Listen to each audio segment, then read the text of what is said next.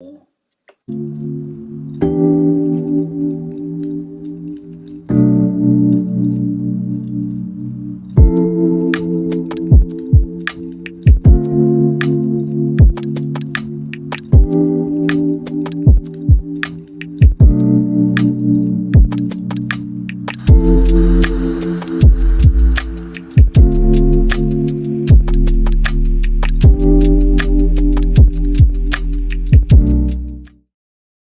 people love What's going on, y'all?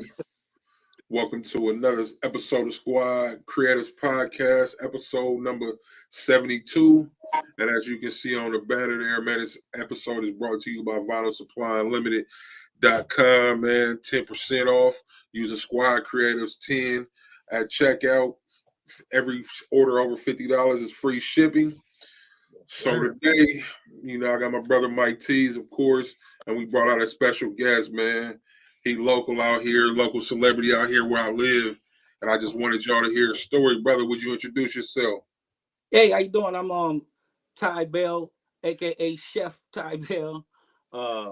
Been cooking for 25 years since I was like 16. On my third business now. Turning from restaurant to like a brand more or less nowadays, because trying to open up the restaurant out here wasn't like going for me. So, but other than that, I'm a great chef. Yeah, man. So Tye, man, I'm going to jump into it, brother. First of all, I know what the Straight Outta Soul food is. Yeah. You got to tell the people about that, where that come from, man. Oh man, it came from me not wanting to even cook soul food when I went to culinary school. I would tell my mom and like my friends, I'm like, man, I'm not gonna do like soul food restaurant because that's what everybody expects us to do. You look at the food channel, you see the Neelys. What are they doing? Some catfish and grits and shit. So I was like, I didn't want to do that. I'm like, I know how, but I'm like, I'm not gonna lump myself in that because you don't see too many of those out there just successful, Right. So I'm gonna do all the fancy stuff. So I went to Le Cordon Bleu and in Las Vegas and did all the training and worked in many restaurants, from 4-star Michelin star restaurants to PF chains. Like I've done everything. Yeah. For about 10 years of the first 10 years of my 25, I did the restaurant scene, and every 2 years I would jump from like different scenes and arenas to different avenues. And finally I was like, man, I gotta do this myself. Like I can do this myself and just make all the money rather than work 12 hours a day to just, not even bring home $1,000 a week or whatnot. Yeah. You say Cordon Bleu? What's that? Cordon Bleu? No, it's Le Cordon Bleu. You have to say, it's because like, you ever heard of chicken cordon bleu? Like chicken, everybody's pronouncing chicken cordon bleu, but it's BLEU. So in French, it's bleu. It's like saying like bleu, like it's nasty, but it's Le Cordon Bleu. That's how I get around with the wording of it. That's real business, man. Can you talk about that school? That's as far as being a chef, that's top shelf. Well, the top chef that by the time I went to like Le Cordon Bleu, like it had become like commercial. The best one to go to was like the one in France. Like you're nothing. If you went to Le Cordon Bleu and you went to the one in France, that's when it's like, oh, you're like, oh, the other ones are kind of like, give us your money, we'll teach you how to cook. But again, you do have like actual training from French chefs. You externship in restaurants. I took mine and I was in Vegas, so I worked at the Venetian. Wow. That's where I did my externship, but it was more hands-on than the culinary school I went to previously. Like at Le Cordon Bleu, like everybody got a salmon to fillet in class. So if it was like 30 people in class, they brought out cases of salmon and everybody got a whole salmon and had to sit there and, go along with the chef and, follow instructions of whatever we were doing that day, whether it be filleting, brunoise in the fillet, like the instructions of whatever. What's that? Hello? So yeah, we hear. My bad. No, my bad. I was trying to share this and I can't see y'all. That's my bad. So, Tye, man, so the Straight Outta Soul food, man, I want to hear I want you to tell the people about what happened, how you did it out the house out here, and that whole situation, because that was the catcher for me, man. That was very, very interesting and some dope that I think the people should hear. Right. No, okay. Like I was telling you, I was telling my mans and them off cam, like if I go off topic, please bring me back, because there's a lot of stories within stories, and I'll branch off and be like, that brings me to this, So, Right. all right. So when I moved out here, going on 5 years ago, I was literally retiring from Main Course, which was my private chefing company. I was like done with cooking, dude. It had gotten like redundant. People started hiring private chefs just to literally. I'm off cam, like if I can go off topic, please bring me back, because a lot. Oh my, okay. I was like, am I hearing myself? That's But they were just hiring private chefs for just to say they hired one, like for the ambiance of it, for their friends. It wasn't even like about the food anymore. I was making these 8-course meals, and they only get to 4 because they're like slosh drunk by the time we're in the middle of the party and whatnot. So, I retired. I was like, man, I'm done with this. I was pretty set. We moved to Oregon. I came out here with my mom, and I moved out here, and because she wanted to get out of California, so I was like, all right, yeah, me too. Let's go. So, what part of California y'all from? She's from Compton. That's why we did Straight Outta Soulfood. That's another that branches off. Straight Outta Compton with her. I was born in West Covina, raised everywhere in California. Like I've lived everywhere, man. I'm like a nomad of California. Yeah. But yeah, so back to the Straight Outta Soulfood. We literally moved out here, retired. I went and worked for an old folks home, and I was a waiter. I was like, let me go see what's on the other side. I was always like dishing out the food. Let me go see like how it is to take it. So I was like a waiter for like some old folks. Now, this is what I wasn't thinking is, wait a minute. I'm not in California. These aren't the same kind of like white folks I'm used to that like are used to us, right? Yeah. It's a melting pot. Yeah. A melting pot in California. So when you're working at the old folks out here in Eugene, Oregon, where you know the history of Eugene, Oregon, when it was like the highest KKK per capita than the South was back in the South. If y'all don't know that, you should. Yeah, man. Let's I'm gonna stop you on your story. Let's give a little bit of that history, because that's where I'm at. So here, definitely here, like it's still, you can go. It's not active law, but you can go look at the books and see that they had curfews for Black people. Yes, had to be in before dark. Man, what I can't even think of all the stuff, like pretty much what the legal system is now. Right. Yeah, but like like segregation and all that. How it would say you was in Alabama, Mississippi, somewhere back in the day. Right. This was the West Coast. That's how this state was for the West. Right. This was the biggest. And you don't know that. Like people don't know that. Yeah, real talk, bro. Yeah. Like I can't even think of all the stuff, man, right now like that. Oh. It's bad. We'll do a separate podcast because I do that. Like before I did a bunch of history. I'm big on like our history because we were told so much in school that was like we weren't just that. You know what I'm saying? So like that's real talk. Like I mean that's what I was working for, like being a waiter. Right? And I can tell you a million stories of just like people who had amnesia there and would snap back into like their old days, and dude, like it was back. Oh, dude, it was amazing. Yeah, so I was a waiter, so that was cool. That was fun though, because I was like a good waiter. I know how to treat guests, being that I was a private chef for 25 years or 15 years. Or at that time I retired. It was like 11 or 12. I retired that early, and literally like was like, I was perfect at it. Everybody loved me, right? So I was like, this is cool.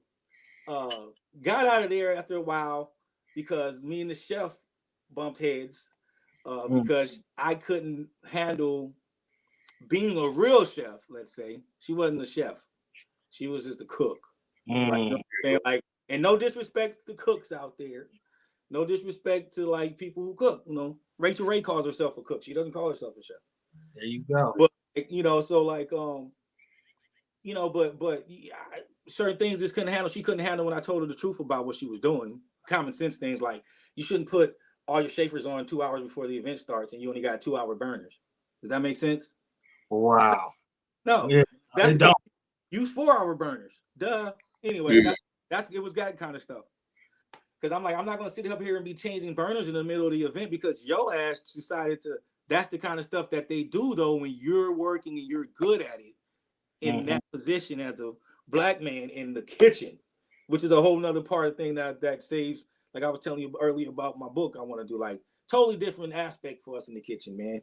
And so yeah, so left there, ended up working at the weed shop. That's where I met everybody. And that's when like my mom was really on me, like, Ty, you need to feed these kids because we knew all the athletes. That's the year the Ducks won, the female Ducks won, Unescu and all them won the champion. Like I knew all the players. So she was like, you need to feed these kids. These kids don't have no real food out here because you know they have like, you know, no disrespect to like Eugene's food, but you know what I mean. It's Cafe Yum. Yeah. You know, it's what it is. Sushi is like the best thing out here for me. Yeah, I've mentioned it before, man. Food out here, boy, it's suspect, man. Like, you know, yeah. That's why I was so successful out of my house. Like people literally overlooked like them coming to my front door. So, man, bro, tell about the house though. Okay. Tell about the house. I'm sorry. I'm not trying to rush you. No. That story is special. It's special. I'll branch off into like other things. Okay, so I said, all right, man, you're right. I'm gonna do it. I'm gonna do something. So I had already looked about with the Oregon laws. Now, if you look at the Oregon law, Oregon.gov, it says private chefs. It has a category for private chefs. California didn't even have that. I was in California. I was marked as a. They put me under servitude. Like servant was like my job description as my business. So it was like out here it's the actual list on the government website for private chefs, and it's stated everybody should go there now. If you know, you can prove you can listen to what I'm saying and see if I read it the wrong way. But it was saying how you can do pickles, jams, jellies, all this different stuff as long as you don't store it overnight. Certain things you just don't store overnight. All these different things that I abided by. Like I went out and bought food every morning, dog. Like I woke up at like 5 o'clock every day and went to 3 different stores to get food. So I wouldn't store food overnight. So that means coming home and thawing out chicken because I'm buying it frozen so it can be that much safer for anything for the city. Right? So fast forward, I was like, let me see, because I was still working at the weed shop, but another one at the time, and I was like, all right, I'm gonna have to leave this place. I'm gonna advertise myself. I had Straight Outta Soul Food in the brain for years. Like a lot of stuff like this has been around for years in my head. I just never wanted to really bring it out because I'm like soul food, but I always knew it can be successful if you did it right. Right. So like and you got to be in the right area, you know. Because my thing was like open up here, Utah, Colorado, all the places where they don't really get soul food, and there's a reason why. But they love it. That's where the money was. So I said, but how am I going to get cracking when I open? Because nobody knows who I am. I don't have a building. I didn't have 5Gs to give them the post office to do advertising and put flyers out there in people's mailboxes. So I literally was like, I'm gonna take a chance, dog, because I had a business license, I had a business number, EIN, and all that jazz. And I'm like, I'm gonna call DoorDash and see if they'll accept my business as a business and send me a laptop and let me take orders. It worked. So for me, that was like, okay, what I'm doing is legal, because if I'm able to do that on DoorDash, right, why am I not able to do it in Eugene, Oregon? If DoorDash is in Eugene, Oregon, right? I still have a EIN number. I can still get sued. If somebody would have got sick, they could have sued me. They could have sued my company. I'm not just like nigga cooking in the house, right? Another thing I stress to people too, I don't have any animals. No cat, not one cat. I don't have no girlfriends that come over here that got cats or none of that because you know I cook, right? Yeah. A lot of people, everybody out here has at least one something. I don't care if it's a Yeah. rabbit, they have a rabbit, Yeah. you know? But and you see it on their clothes when they're serving you food, Yeah. right? Yeah. You see that shit on their clothes when they're serving you food because everybody's so dog. You know what I'm saying? Yeah. So I made sure that like I stipulated I was the first one to bring out the, and I'm going off topic. I told you, though, I'm sorry, but I was the first one to bring out the bags that lock. Yeah. Dude, I paid a grip for those because they had I posted it on my Instagram. You still see it. So before McDonald's and everybody. But anyway, so I digress. So DoorDash let me do it. Got the laptop like 2 weeks later, dude. Started an Instagram something. I'm 42 to 43. I don't know how old I am. 43. I don't do that digital stuff. I'll text, which is the most. Like I don't do all that, dude. I don't even like having Instagram still because you gotta like constantly be on there. Yeah. Be like somebody. And like I said, I appreciate every single one of y'all that stayed along. For me to still have over 1,000 followers, over 1,800 followers, and I haven't really been doing anything in that time besides me coming back with the seasoning. It's the anticipation, though. Right, and that's why I totally appreciate that, like, cause that's how I know it was really good. Like it was really good, dude. Like I called Straight Outta Soul Food is literally the Subway of soul food. Subway was the first company to basically start the smorgasbord / buffet, serving you the buffet line kind of stuff. And then you had your Qdoba, which started on the East Coast, and then Chipotle. Now, something I said when I was 16 years old, dude, is you can become a millionaire off of 10 racks in the restaurant game, and really in any game. Everything takes the right thing, though, right? Right. 10 racks if you got the right stuff, the restaurant. And lo and behold, the founder of Chipotle, Stephen L's, he started with 10 grand. His uncle had a restaurant that was just sitting around and let him use it with the 10 grand, and look at him now. Yeah. So I came up. So when I thought of Straight Outta Soul Food, I was like, well, wait a minute, I can do this. Nobody's doing, and nobody ever thought of doing this with soul food. That's why I came up with hey, get your entree, get 2 sides, free bottle of water and cornbread. You out $10. I was treating it like I did when I was selling weed. Give me $10 and leave.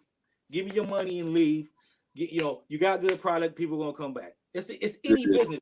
Any business from illegal to straight. It's business, right? Business. No. Right, and it's not even like violent. Like I never was violent in my world of that time of my life. Everybody loved it. It's like I am now. They're like, Tye, if the weed sucks, he'll sell it to you for 15 a gram. It was weird. Yeah. It was weird. So because if my guy gave me some sucky weed, my guy used to hate me. Anyway, okay, off topic. So because it's like, mind you, people, this is real. Like everything in my world was hustle and quick. Like I've always been like, how can I make money quick and still like be legal before the illegal? I've always been that way because I was running businesses. My brothers and I had businesses when I was younger, doing promotions and stuff for people. We used to do like tug of war tournaments between the police department and fire department. And and they donate money, and then we would do stuff like that a little bit. I've always been around something, right? So, I'm like, well, hell, DoorDash worked. As soon as I got my first order, and I might have went off topic again off of something else if I didn't finish. I'm sorry. Bring me back. Bring me back. Organic conversation. We expect that. Yeah. But no, like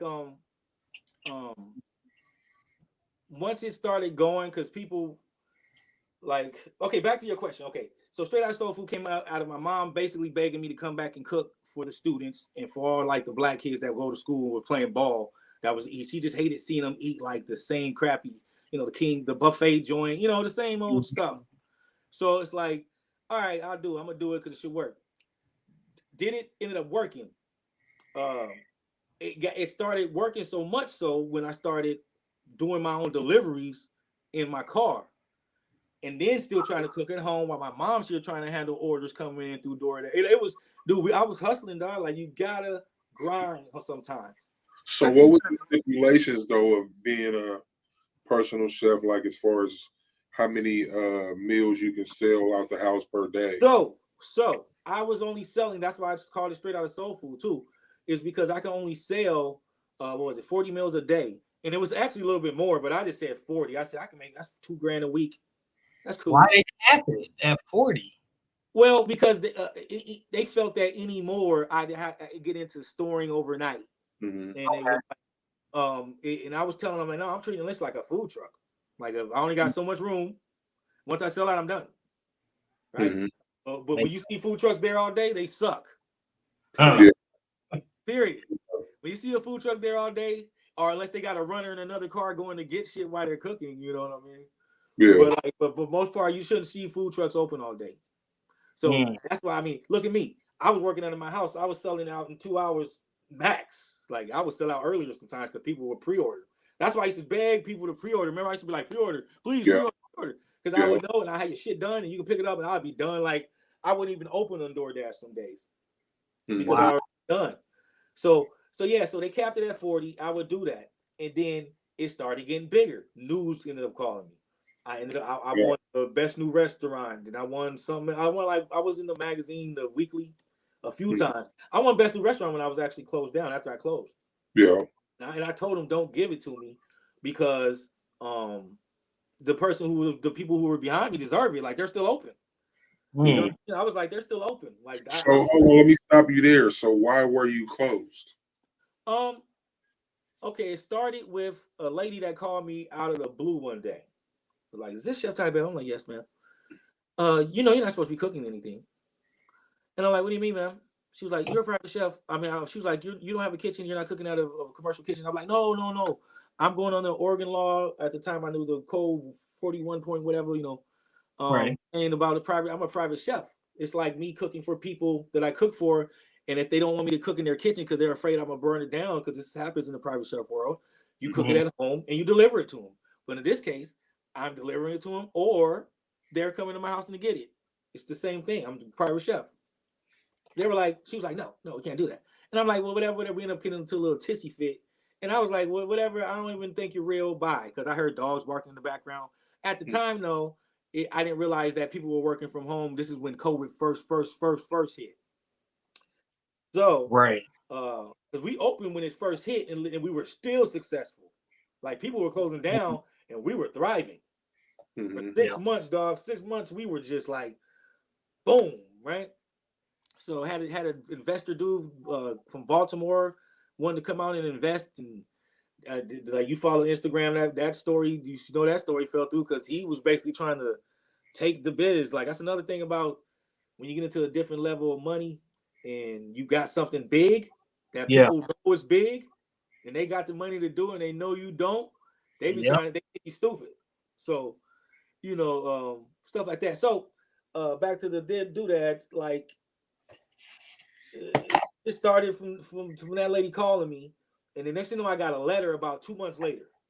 And then I had a DoorDash driver come up once and was like, "Are you cooking out of your kitchen?"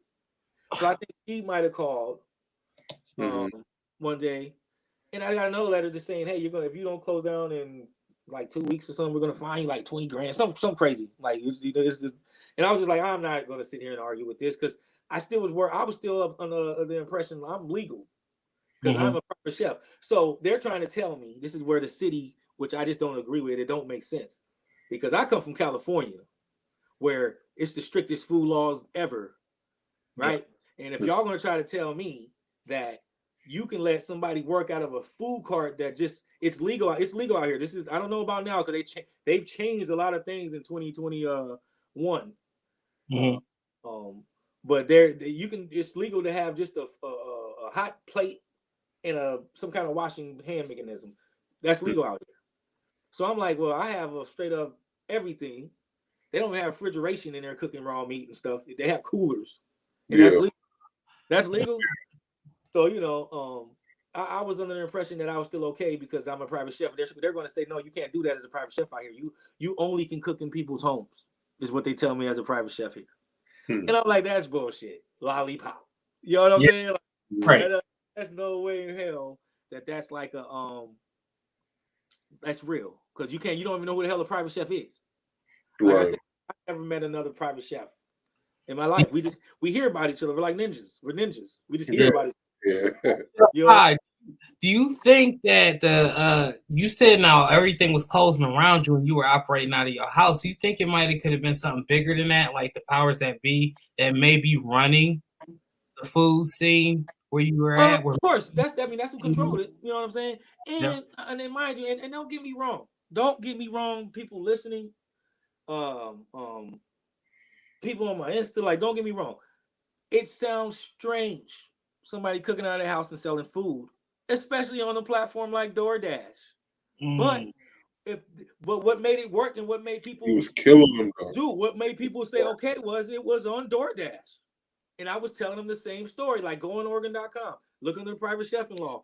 I'm just cooking as a private chef from my house because No. private chefs do that all the time, all over the world. So it's like, you know, I was taken back by that compared to like all the crappy food carts, not naming them, but the people know who they are but they're from here. You know what I'm saying? So but again, when people are handing me food and they're covered in cat hair, I'm good. Yeah, I'm good. that's You know what I'm saying? sure. And here, food is for those who just joined. This is Chef Tye. We from the we're not from, but we live in the same town and met here. But here, bro, good food is far and few and in between. Yeah. And then, like a lot of these restaurants, you might go today and that shit be bam, and then the next time you go, it's not the same food. Yeah. Wow. I I mean, can tell you the No reason. consistency. right. Yeah. So Yeah. when he hit the scene, man, them people loved him because like I was printing shirts for him. So I go, and this is when I'm just delivering the shirts. Them people love this man. Like it wasn't about just the that he sold food. They loved him as a human being. Like the way people would talk about him to me and big up him to me and all that stuff, like they loved him as a human being. Thank you, people. Like, thank you for real. Thank you. Like, I don't. It's something. It's a true story. Um, I never lie, but like, when I've been told this all my life, like from teachers. They're like, Ty, I've never been in a fight. Like, I never thrown a punch, been in a push, nothing. Like, I've always just been like that. I take heed to what like I was like the shit you've been taught. Like, you want to be treated. That I really was. I was from that era of like, yes, like a handshake meant shit. You know what I mean? So, Yeah. I respect that I hear that because it's like, okay, if my teachers were right, because I've always heard it, and I'll be like, man, this shit sucks because the nice guy always comes last. You know? And sometimes I feel that way. Like sometimes I still feel that way because it's like I feel like I should be a millionaire already. I'm like, I have like this should already should have been taken off. But to me, it's like I know it works. Like the proof is in the pudding, man. Like it works to still have. And I even hate saying like I said all this new age Instagram stuff like followers. It sounds so like like I own something, like I own people, like I got followers. They respect me. But no, like I appreciated every bit of it because these people were coming to my house, yo. Like they was coming to my house, and they were literally like, some people would come in and sit and wait on the couch. And I'm like, here's the remote control. Wow. So I mean, it was fun, man. Like it was really fun, dude. Like to like for the whole team of all the football players and all that, be like, oh, Chef, I see him out in public. Yeah. That shit was cool, It was cool. So I want to tap on something we was talking about off camera, and the stigma behind Black folks in soul food. Yeah. Could you explain a little bit more to me, which we were talking about with that, as far as the concern and behind it? Here's the thing. Here's what I tell everybody. So think about soul food. Now, you think about where we were brought as us being in the States, our part of slavery, because slavery was all everywhere. Yeah. Right? We weren't eating greens and shit in we don't really know what we eat. We don't know our cuisine. We don't. Right. We don't know where we from. Besides, well, that's another conversation. Like I know who I am We ain't no African. But anyway, soul food is not.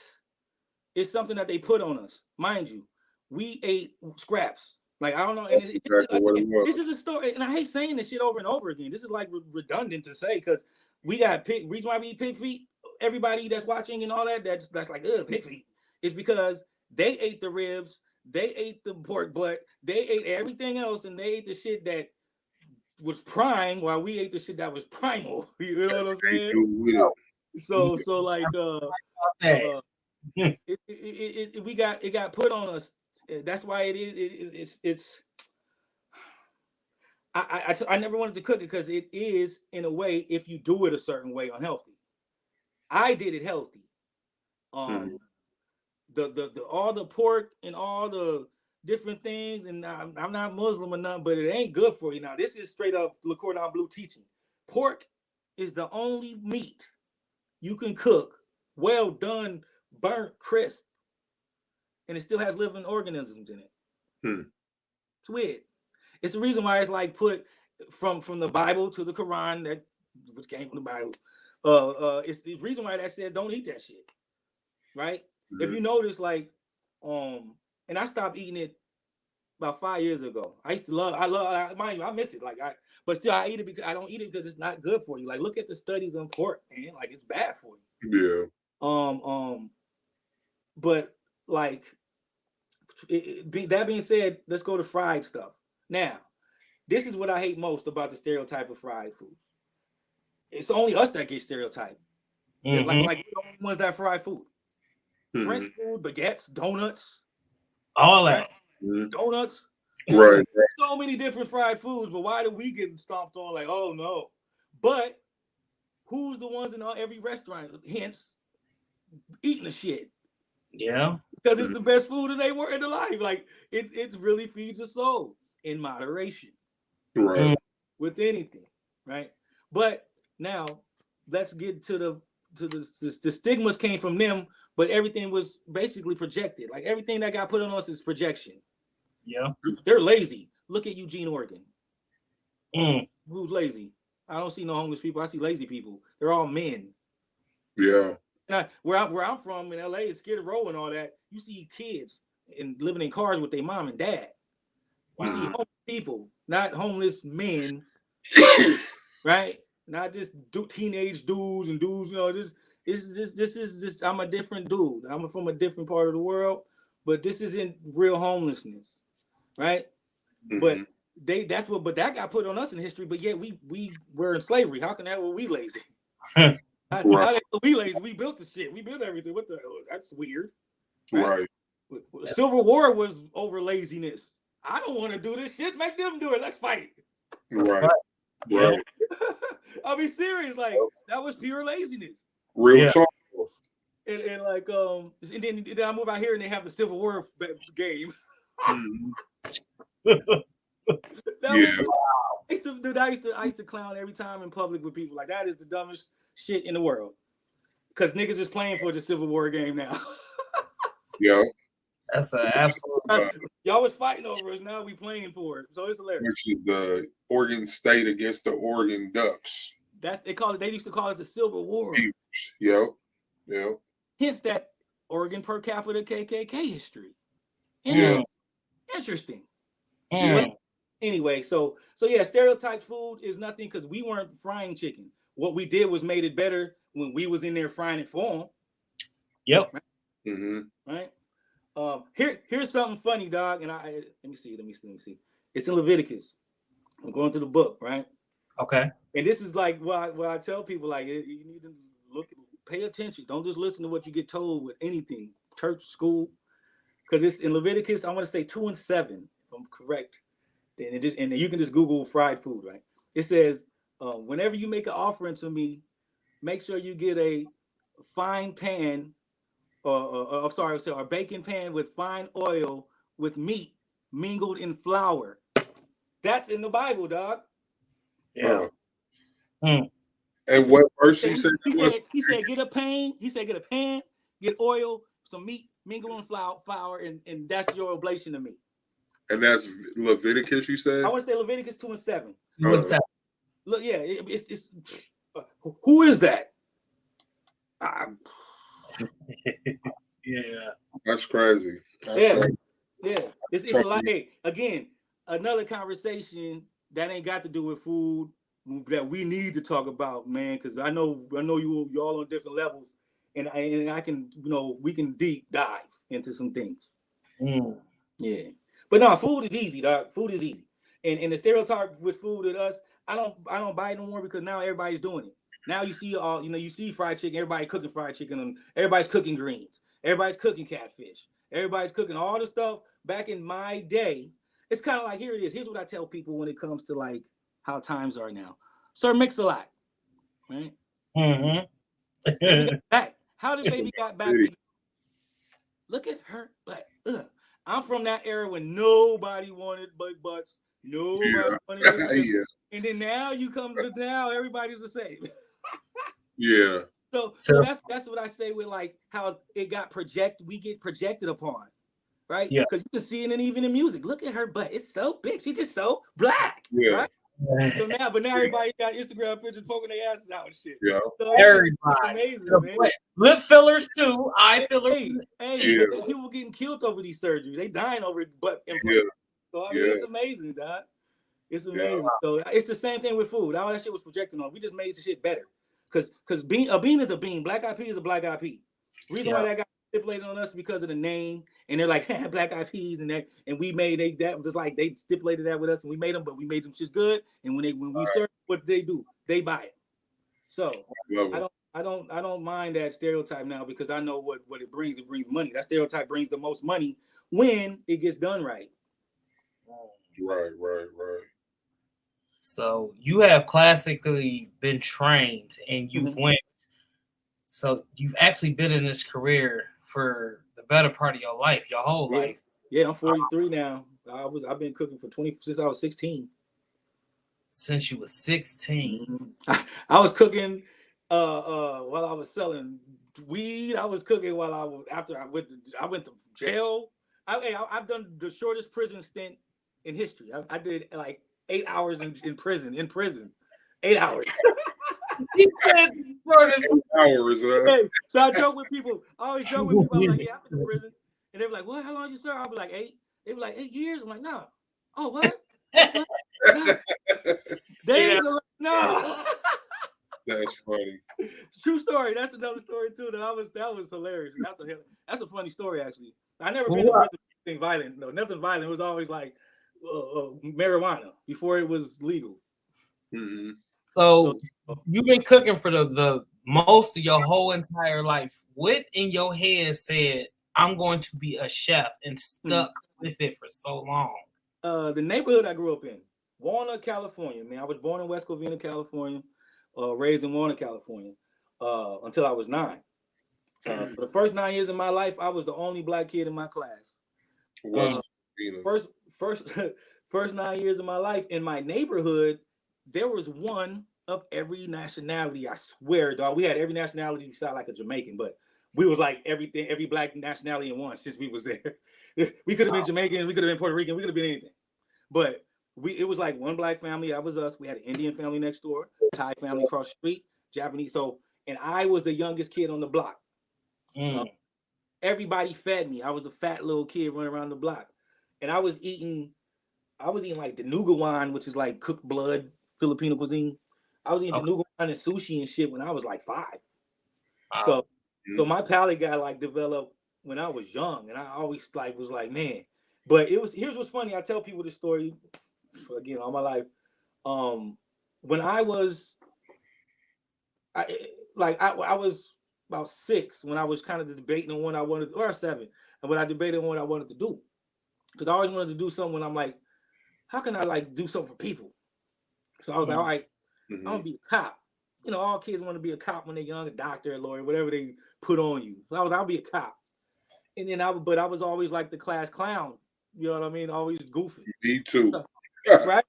Right? So I was like, ooh, I'll be a comedian. Right?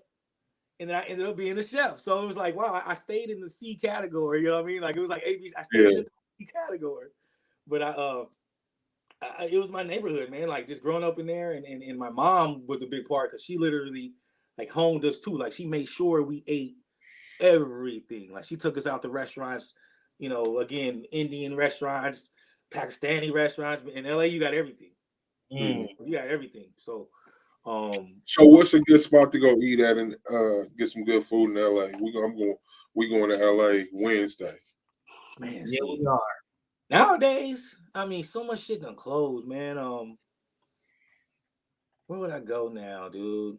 Tams. If you want a real hamburger joint, Tams, that's what I'm talking about. I like hamburgers. Tams. That's the best hamburger joint by far. You gotta go check out Roscoe's Chicken and Waffles. You know, that's Yeah, what hip hop. Roscoe's. You know, but again, that's the main reason why. You know what's funny? True story. I've never ordered chicken and waffles, dude. Never ordered. It never made sense to me. Because for me, I'm like, all right, I'm gonna pick up my chicken and eat it, put it down. Pick up my knife and fork, cut my waffles. Get the waffle. That, put it down. Pick up my. Oh, that's funny that you said that, right? You've never ordered chicken and waffles, but that's what the hell you known for out here. Hey, because I made the chicken in waffle. I made it make sense. Like, like I said, I was doing soul food to where I'm not going to eat 4 pieces of chicken and all these waffles. I'm going to eat this little patty with 4 strips of chicken that's basically 2 tenderloins I cut in half to make 4 pieces, right? And fry those. And now a person is eating, it's less calories rather than eating a whole plate of chicken and waffles. I thought of it because it feeds, if you're a struggling family, right? And you got kids, that 4 pieces will feed 4 kids. If you got 2-year-old, 3-year-old, and a 4-year-old, that'll feed 4 kids. That'll feed 2 adults that's struggling. I thought of this. I thought of that from the whole angle of this could be served at the fair. This could be put right next to Eggo waffles in the freezer aisle because it could be put in a microwavable thing and reheated too. So I thought the whole shebang when it came to this waffle and even with this business, my thing was like back to when I've talked now. Remember, so I said Straight Outta Soul Food is going to be the Subway of soul food because of the smorgasbord thing, the buffet line. So I was like, okay, entree, 2 sides, bottled water, boom, you're out, and it worked because when the catalyst to my idea, dog, was like, if people get mad at me because I'm always selling out, it's not going to work. So that was the catalyst to that working was people. That's why I said I appreciate every single one of y'all because it was for y'all to be like, it's kind of like cooking. You got to love getting burned. People were loving that I was running out when they didn't get food. Right, like, right. I'm gonna get you. Okay, I'll just get it tomorrow. You know what I'm saying? So it was like that's when I knew it worked. And I was like, cool, I can make this a franchise. It could be just like Subway. I have a line. People will come in. Only thing you really make, because it's like your waffles, but the way that would go is you only put 5 out at a time, and as they get sold, you're constantly making them. That way, they got a visual of you cooking something, kind of like a PF chain. I'm sorry, Panda Express, right? Yeah. Cooking, just filling up the shit when they get low. They filling up the orders. Yeah, right. I'm just taking everything from all those different things and putting it into my idea. Because now I'm like this, but it's even faster because you can keep jerk chicken on the line all day. It's marinated, it's soft as hell all day. You can keep that fried fish going all day, right? Yeah. You can keep that the waffles. Boom. I want my waffle greens kept on the line. Mac kept on the line. Potato salad kept already prepped in the refrigerator. I was gone. I was easy, dude. I'm talking about, and my thing was, look, here it is, dog.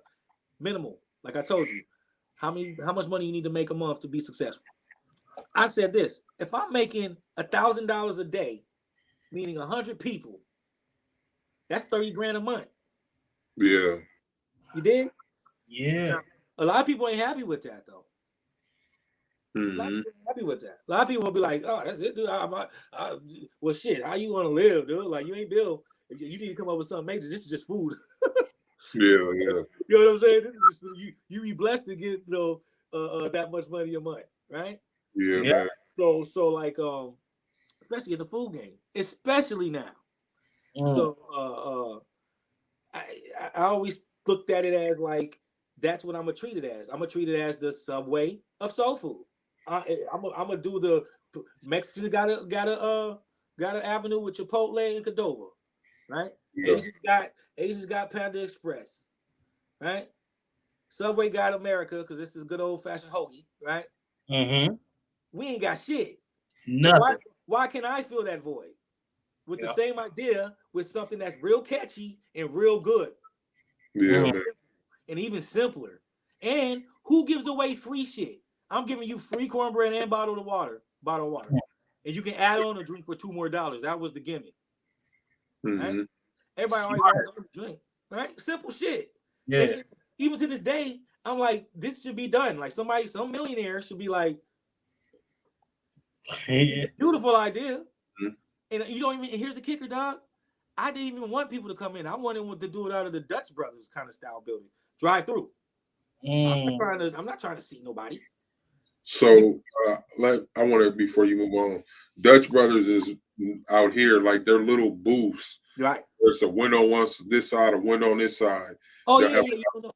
Two to four people in this booth making coffees and smoothies all day long. But in the booth is it's just enough room for a few people. 10 by 10. And they get money and they're everywhere.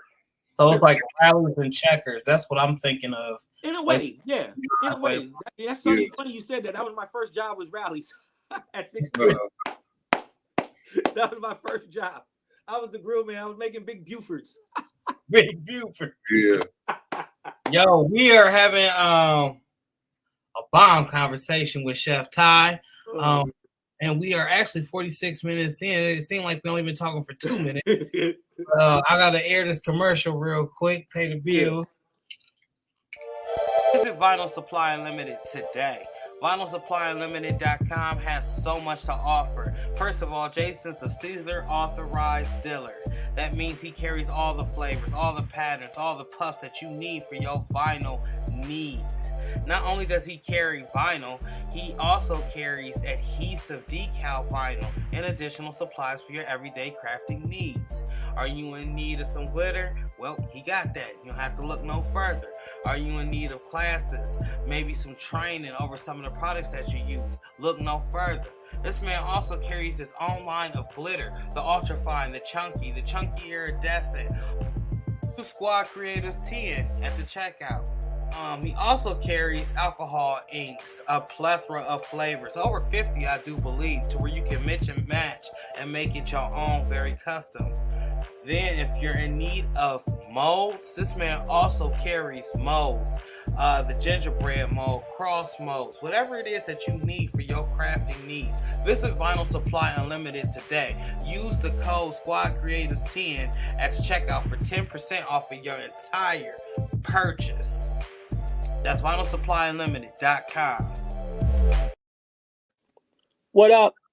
What's up, Hunt? Chilling? Everybody, peeping me up on this. Oh, I'm back. No, you're all right. You on Instagram live. I think I'm on mute. Can y'all hear me? I can't hear you. Yeah, can hear you. Yes, we hear you. Let me see. Mike man went out. He on that iPad. I can't hear you. You can't hear us? Can you hear me now? I mean, check. What happened? What is it? Is the stream tripping? Can you hear me? Yeah. We can hear you. We hear you. Yeah, your mic is my mic's unmuted. It says the host has unmuted your mic. But I just can't hear y'all. So just go out and come back in. Go out and come back in. Hold on. I'm gonna go out and then I'm gonna come back in. Yeah.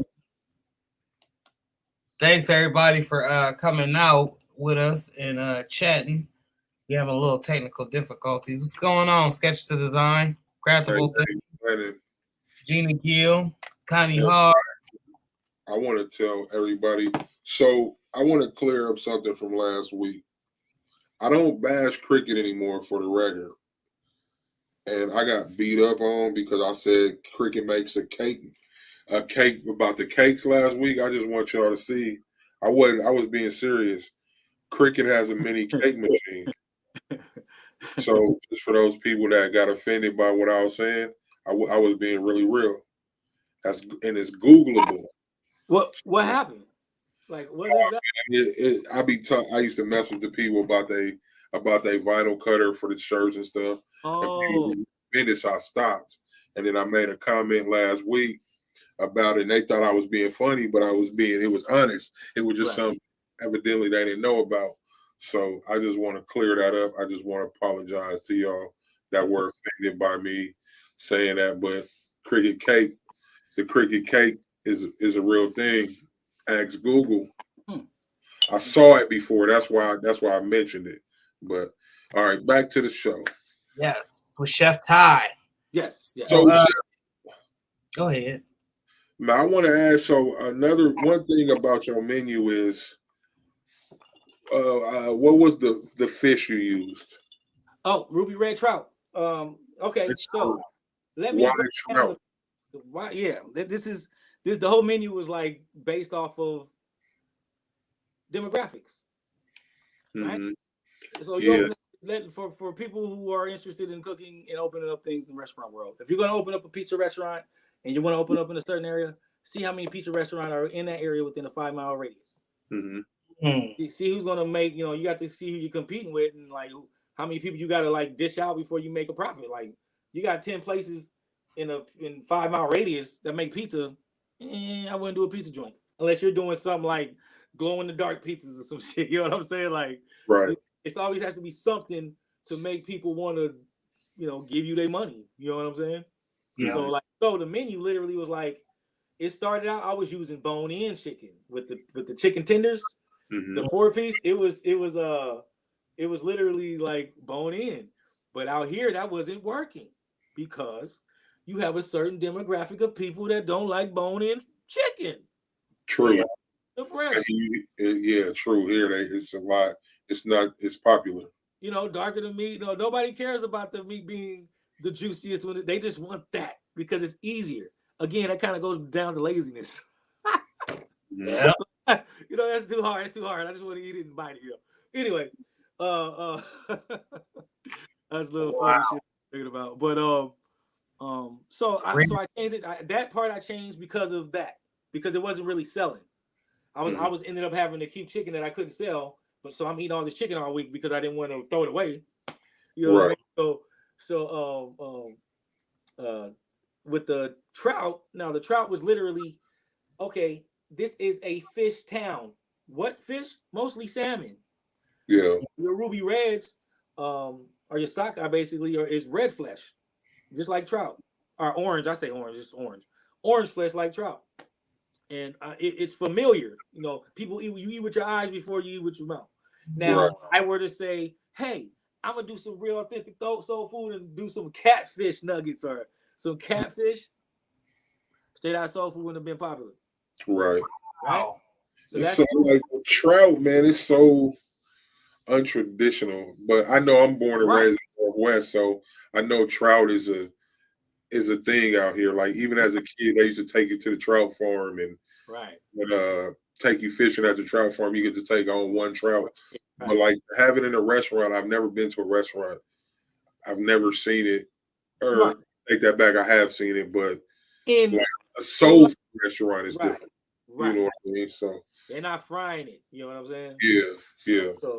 So that those two items right there was what was the catalyst to, like, if I would have been stubborn and be like, no, I'm gonna keep it authentic as possible. My ass would have been successful. So because I saw that, again, sometimes you gotta bite your own bullets and step on your own nuts. If you know what I'm saying, because because I was getting complaints, dude. I was getting phone calls from all my people. All our people was like, "What you doing? Where's the drumstick? Where's the thigh?" I was getting all that, and I was like, "Man, please understand." And when I told them, they were like, "You know what? You right." So they understood. So it was like, trust me. If when I open up a Straight Outta Soul food in LA, it's gonna have bone in. It never would have did that out there. So that's what I had to do that here. The waffle thing, dude, I already knew that was going to work for the simple fact of everyone does this when I tell them and show them. They're like, hey, it's a chicken and waffle. I say chicken and waffle. I say in waffle. In waffle. People are just, they hear chicken and waffle, they just and right?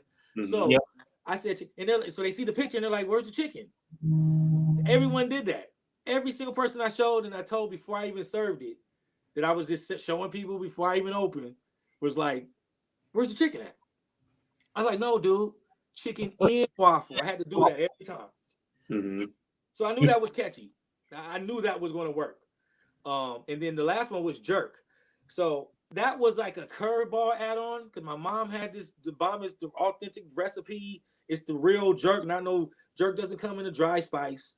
Jerk looks like some straight up earwax that's a paste that you paste on chicken, and it just basically cooks it while it marinades, and you drill it, and it's the softest chicken in the world that lasts forever. The marinade lasts literally forever.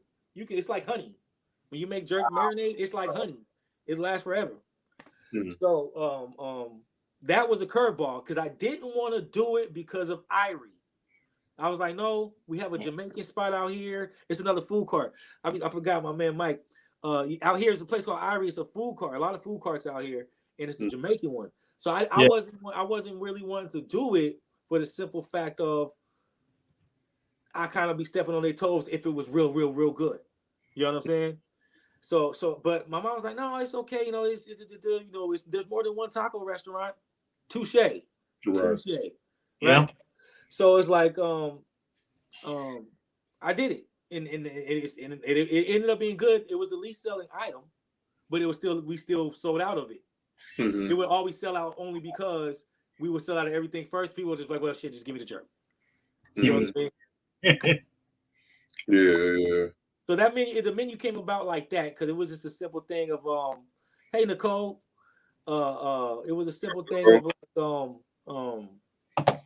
what works. Like you what would work and how and you gotta test your shit out before anything. Like sometimes you gotta go to your homies.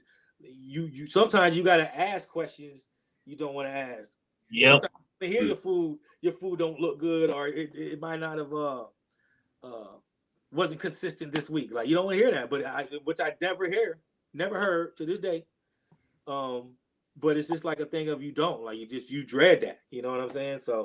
So I had to make this menu as simple as possible. Mac and cheese. What's not being racial, but every white person's favorite thing to eat? Macaroni and cheese. But they love the box shit. Yeah. So, you know what I'm saying? So it's like I was like macaroni and cheese is gonna be a hit. Period. Greens.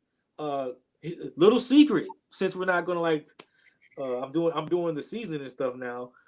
The reason why we call them KGs, we said killer greens, like because Straight Outta Soul Food, the ambiance of what it is. But we call it, but we use kale.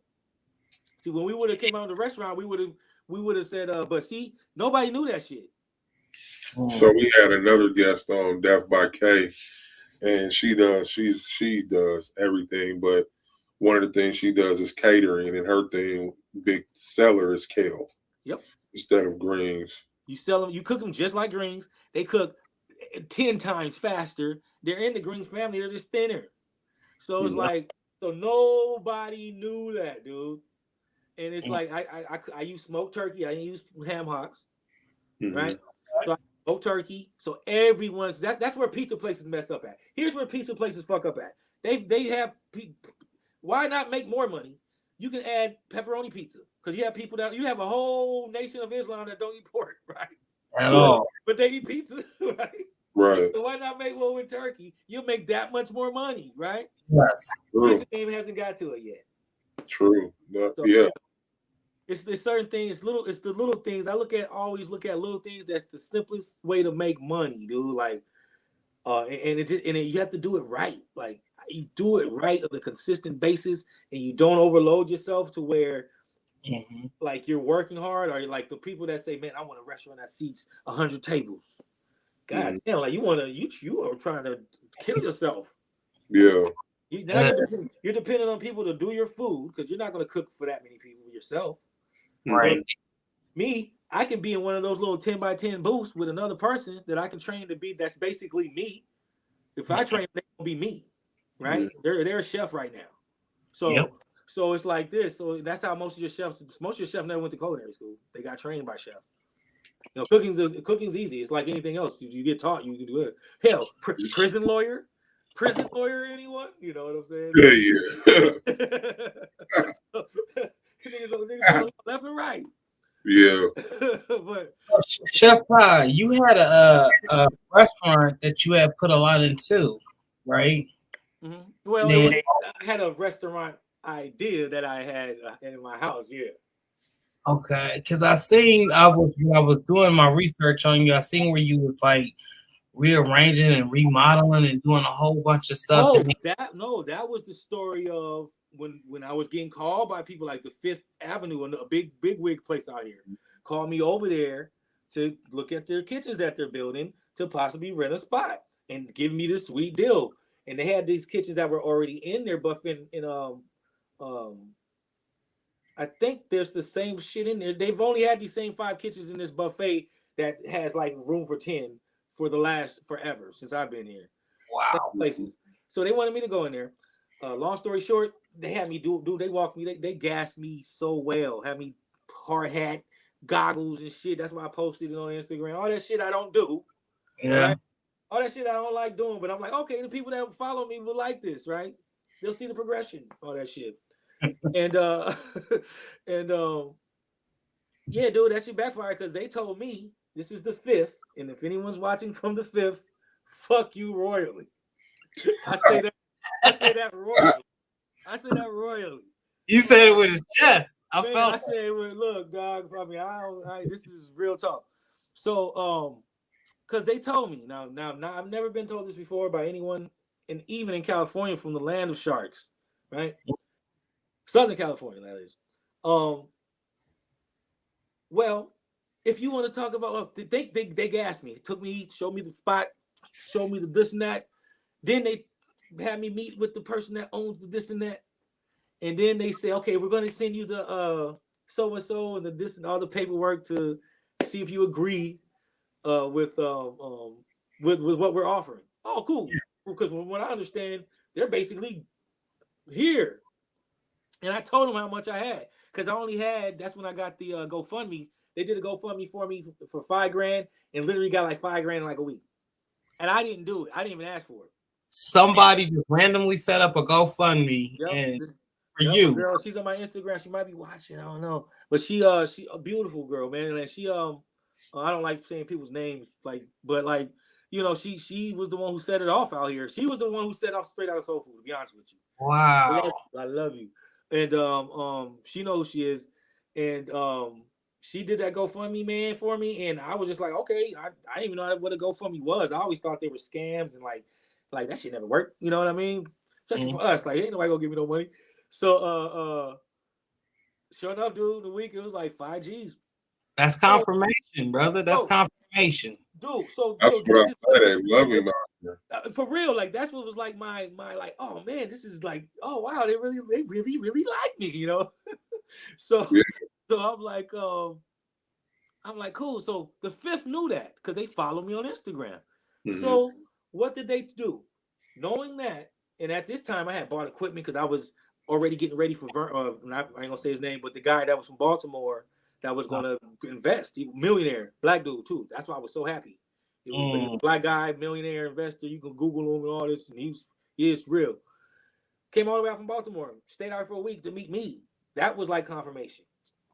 But that cat at the same time tried to do some sneaky weaky. So the 5th did the same thing, follow me, and they told me, they sent me the letter of proposal, the LOP or whatever, letter of proposal. And it said for me to even be considered to get a spot to talk to them, I would have to give them $2,000 to just talk to them about my idea that they clearly already know about because they invited me down there. Yeah. Right? So it's like, well, what are you talking about just to talk to you? Like, I don't, so I might not still get the spot. Hint, hint, city with this last thing. Mm-hmm. Oh, give us that $1,900 for us to tell you no, but then you can give us $3,000 so you can rezone it and and you can open up. Yay. No, that's what we're going straight out of Soulfood is the city and people that own shit that ain't got shit in it. Only reason why it's there because they own it. The 5th is owned by a rich family from here the old mayor, if I'm not mistaken, right? The old mayor of Oh yeah. the old mayor Eugene owns the Fifth, and so that's going to stay open forever, even if it don't do shit down there. Like they don't Right. have good food in there. They got a hamburger joint, and again, I'm not shitting on nobody. When I say good food, a hamburger joint's a hamburger joint. Now here, let me give you some game on how you flip the script. Now, if I did a hamburger joint, right? I'll take a model from Straight Outta Soulfood, from In-N-Out. They only serve like 4 burgers, and they have specialty ones you have to ask for and all that shit. But here's what I would do if I did a hamburger joint. Something that no one's doing besides in like $1,000 restaurants. I use charcoal buns. What is a charcoal bun, you ask? A charcoal bun is a bun that's made with charcoal and it's black as fuck. I've tried them before. Right? So that's what I do at a hamburger joint, because why? That's totally different. And people are going to say, like, oh, he uses charcoal buns. I want to put a black bun in my mouth. Right? Yeah. So that's what's going to happen if you did that. So that's the gimmick of like how I work with food. But with the Fifth, that's what they got down there. That's been down there forever. That's like their faithful tenant. You know, they got the prime location, but they don't have nothing else in there, dude. They got that Greek place, which is cool. You know, they spanakopita and all that. You know, you get all that. I'm sorry. I can't think of the dang name. Almond dessert, but it's the same places, and it's like they've been there for centuries. So yeah, they see me in it. They grandfathered in at that point. So it's like with me, it's like you got something that's going to bring you people, because mind you, at that time I had like 2,000 followers, and like, you know, they were ready for to go somewhere. I would have brought 2,000 more people that don't go to the Fifth, because young people don't go over there because it's expensive. Yeah, and now they got that Nike shop, and Nike in there. That might bring a handful of people, but they're gonna go buy their Nikes and bounce. They're not gonna go and like leave or stay in the state. Yeah. So it's like, for me, if I was over there, oh yeah, your place will be full all day, and they be kicking it.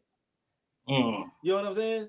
Because it was wanted. It's wanted still. Like, I mean, for me just to launch the seasoning and it'd be successful, like that's great. So how do we transition to the seasoning? What's that? So how do we transition to the Straight Outta Soul Food seasoning? Oh, because I was so real talk, for people listening, I was like, fuck Eugene. Not the people, but the rules, and that the rules that been for certain peoples, not even racial, but like for people that's just, they've been here, so I guess they can still do it. But for me, I'm like, oh, he's doing something, but let's get this, like, let's get this guy. So I was like, fuck Eugene. What I'm gonna do is I'm gonna brand this. I'm gonna brand Straight Outta Soul Food. Something that they can't tell me no. Right? They can't tell me no in this, because this is back under that private chef-in-law, making jelly, jams, stuff you don't store overnight. I can make a seasoning at home and sell it, right? But the goal, which was what I had planned with Straight Outta Soul Food for the seasoning was going to get done like this still with Straight Outta Soul Food. I was going to start branding it with Straight Outta Soul Food. I was going to start branching off. My man was going to do all my shirts. Well, he was doing my shirts, like, hey, they make my shirts for me. I don't have a thing. You make my shirts. You take however much you want to take and just give me whatever. That's what I was doing. I was doing that with the dude who make my magnets, Deep Cut Customs. If you're watching, that's my guy, Kobe. He makes all my stickers for the jars. He does them to this day. I hook up all my people who I work with. I try to do everything for my people. Because it's like, who else is going to do our business? And I know I've been told all my career. So it's like, I'm not going to tell you, if you got something good to offer, I'm going to support it. And then I'm going to game you while you're at it and tell you how to work these people. Because I done been in people's homes, and I know I got millionaires number in my phone. I know I cook for a billionaire's great-great-great-granddaughter now. Wow. And so it's like, it's like I know money, but I also know when it comes to us, it's harder to get when you want to do a business, because it's a lot more you got to go through. Yes. You can have the best idea in the world, but you always got people that's over that idea that can let it blossom into fruition, or they can say crumble it down and like try again. Yep. Yeah.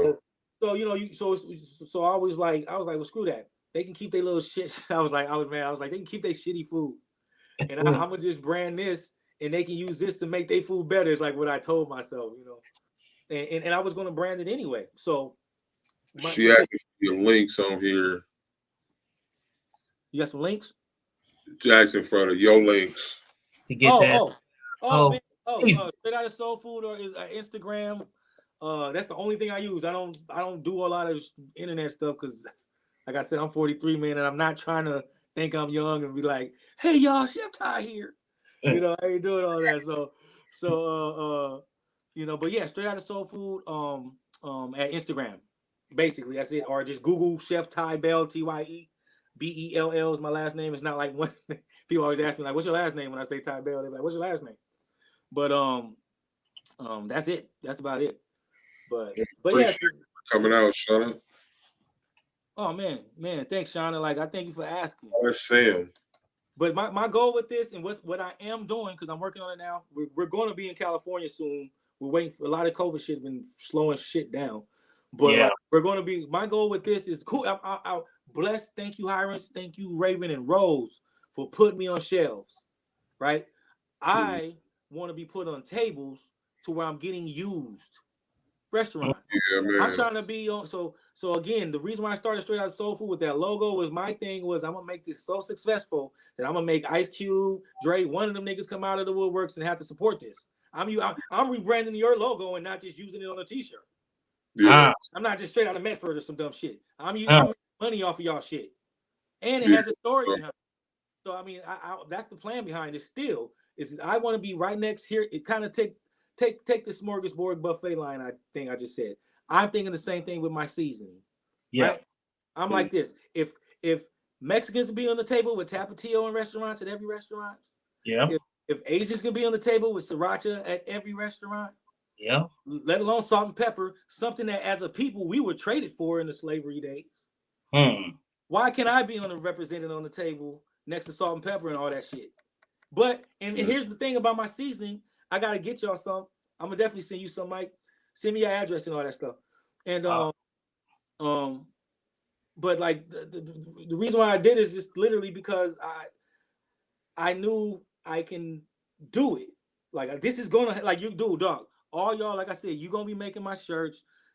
We gonna all come up in this. Like I do this, like I said, for my people, and like I literally look at this as look, if I'm gonna get put on restaurant tables next to salt and pepper. My first goal is to get in every hip hop star that got a restaurant, from Jay-Z to Rakim, everybody that got a restaurant. You need to have this in your restaurant.